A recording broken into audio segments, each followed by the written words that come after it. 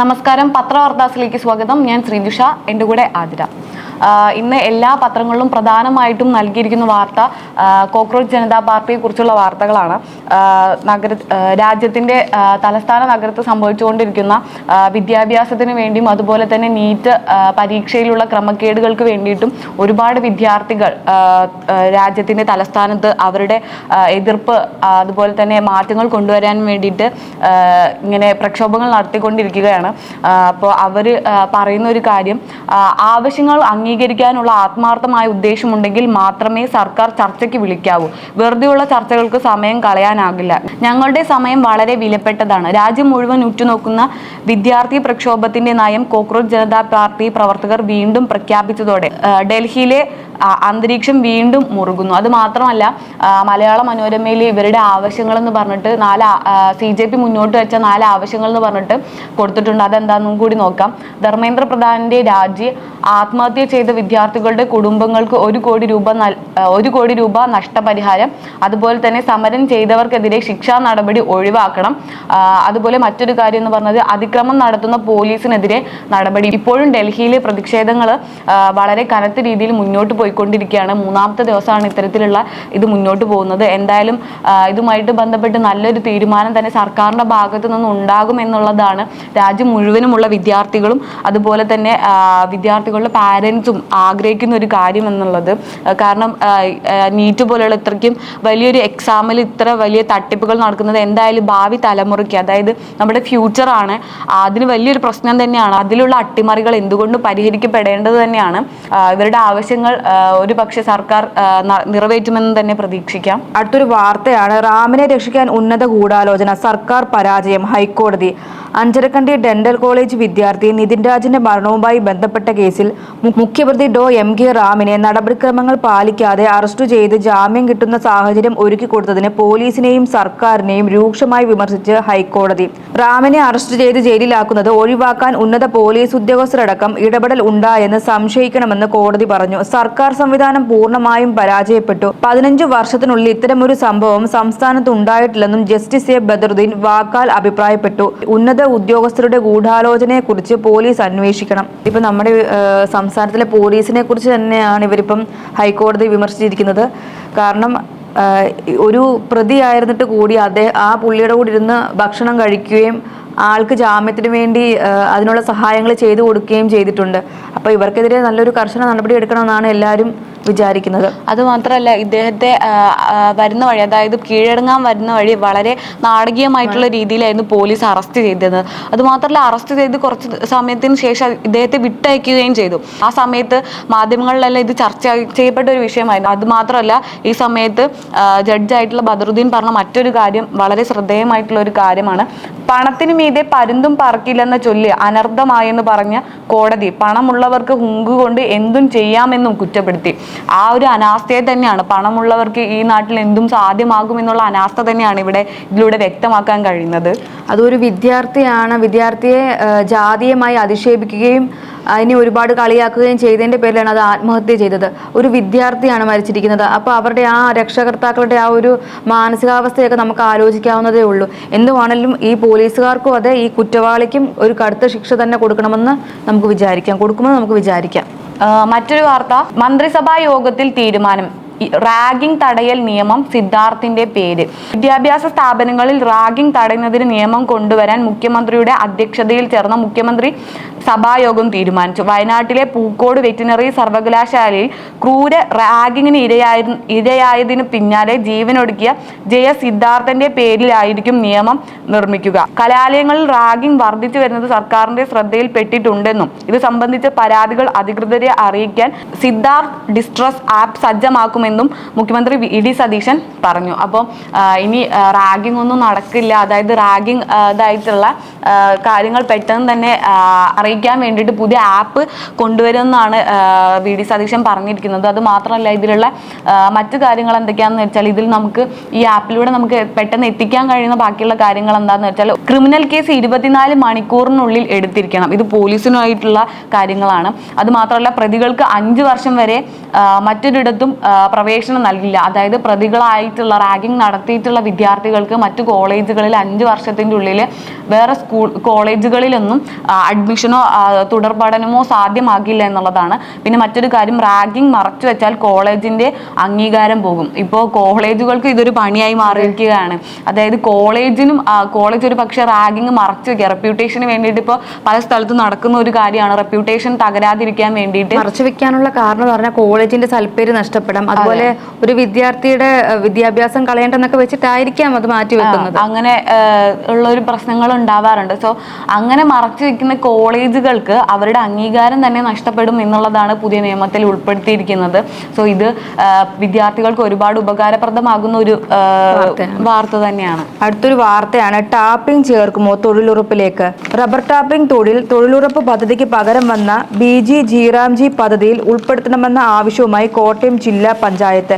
ഈ ആവശ്യം ഉന്നയിച്ച് ജില്ലാ പഞ്ചായത്ത് കേന്ദ്ര സർക്കാരിനും സംസ്ഥാന സർക്കാരിനും നിവേദനം നൽകി.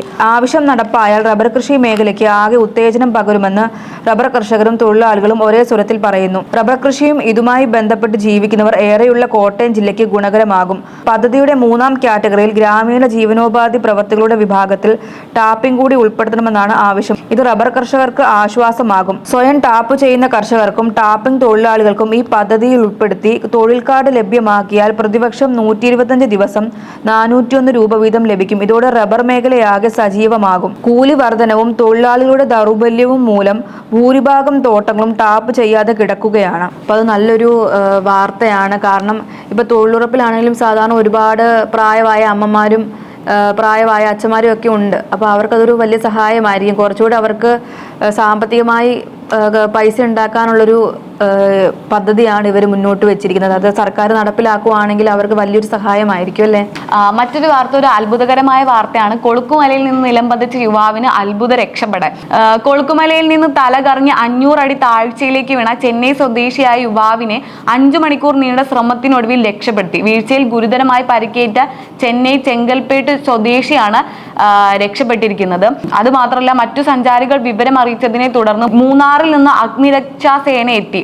അവരും കൊളുക്കുമലയിലേക്ക് ജീപ്പ് സഫാരി നടത്തുന്ന 20ഓളം ഡ്രൈവർമാരും ചേർന്ന് 5 മണിക്കൂറോളം നീണ്ട ശ്രമത്തിനൊടുവിലാണ് യുവാവിനെ രക്ഷപ്പെടുത്തിയിരിക്കുന്നത്. ഏകദേശം 500 അടിയോളം താഴ്ചയിലേക്കാണ് അദ്ദേഹം വീണിരിക്കുന്നത്. പക്ഷെ രക്ഷപ്പെടുത്തി എന്നുള്ളത് നല്ലൊരു വാർത്ത തന്നെയാണ്. കാരണം അത്രയ്ക്കും റിസ്ക് എടുത്തിട്ടായിരിക്കും അവർ ഇതാക്കിയിട്ടുള്ളത്.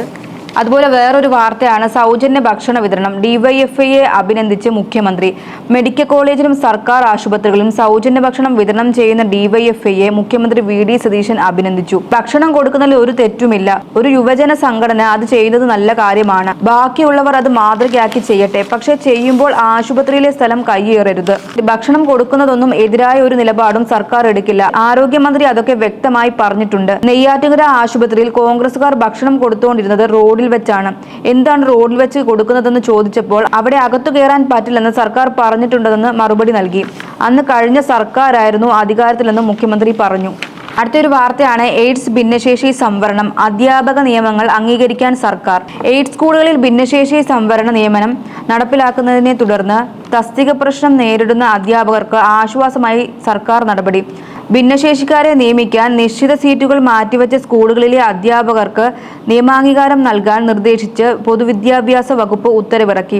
ഇതോടെ നേരത്തെ സുപ്രീം കോടതിയിൽ NSS മാനേജ്മെന്റ് അനുകൂലമായി ലഭിച്ച വിധിയുടെ ആനുകൂല്യം മറ്റു മാനേജ്മെന്റുകൾക്കും ബാധകമാകും. ഭിന്നശേഷി നിയമത്തിൽ നിലനിൽക്കുന്ന ഹർജികളിൽ സുപ്രീം കോടതിയുടെ അന്തിമ വിധിക്ക് വിധേയമായി മാത്രമേ നിയമനം അംഗീകരിക്കാനാകൂവെന്ന് ഉത്തരവിൽ വ്യക്തമാക്കിയിട്ടുണ്ട്. LDF സർക്കാരിന്റെ അവസാന വേളയിലും സമാനമായി ഉത്തരവിറങ്ങിയെങ്കിലും വ്യക്തതക്കുറവ് ചൂണ്ടിക്കാട്ടി ഉദ്യോഗസ്ഥർ നിയമങ്ങൾ അംഗീകരിച്ചിരുന്നില്ല. ഇങ്ങനെ പല പ്രശ്നങ്ങളിൽപ്പെട്ട് 2021 മുതലുള്ള 100 കണക്കിന് എയ്ഡഡ് സ്കൂളുകളിൽ അധ്യാപക തസ്തികൾക്ക് ഇതുവരെ അംഗീകാരം കിട്ടാതെ താൽക്കാലിക വ്യവസ്ഥയിൽ തുടരുന്ന പശ്ചാത്തലത്തിലാണ് സർക്കാരിന്റെ ഇടപെടൽ. ഈയിടെ അധ്യാപക സംഘടനയുമായുള്ള കൂടിക്കാഴ്ചയിൽ ഭിന്നശേഷി വിഷയത്തിൽ പ്രത്യേക ഫോർമുല നടപ്പിലാക്കുമെന്ന് മന്ത്രി N ഷംസുദ്ദീൻ ഉറപ്പു നൽകുകയായിരുന്നു. എന്തായാലും അത് നല്ലൊരു വാർത്തയാണ്. ഭിന്നശേഷി ആയിട്ടുള്ള ആൾക്കാർക്കും അവർക്കും ജോലി എന്തായാലും കിട്ടാനുള്ള സാധ്യത കൂടുതലും വർദ്ധിച്ചുകൊണ്ടിരിക്കുകയാണ്. സർക്കാർ എന്തായാലും നല്ലൊരു തീരുമാനമാണ് എടുത്തിരിക്കുന്നത്.